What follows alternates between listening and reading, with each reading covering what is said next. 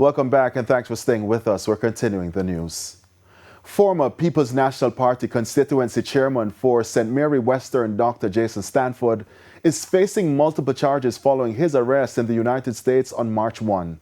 Dr. Stanford, who was an unsuccessful candidate in the 2020 general election, has been charged with domestic abuse and child endangerment after a reported altercation with his spouse. Details from Nakinski Robinson.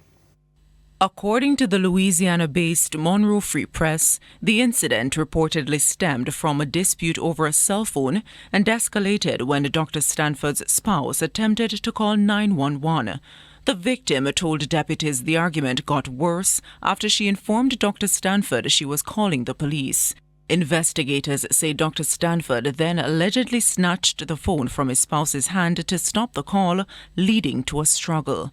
During a post-Miranda interview, Dr. Stanford reportedly admitted taking the phone by force. He later claimed he did not do so to prevent the emergency call. The couple's teenage son, who witnessed the incident, confirmed that his father took the phone, but said he did not see Dr. Stanford grab his mother by the neck. Deputies reported a bruise on the woman's arm, but no visible injuries to her neck.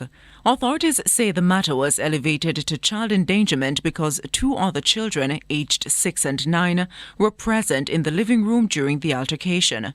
Following his defeat in the 2020 general election, Dr. Stanford resigned as constituency chairman for St. Mary Western. Nakinski Robinson, TVJ News.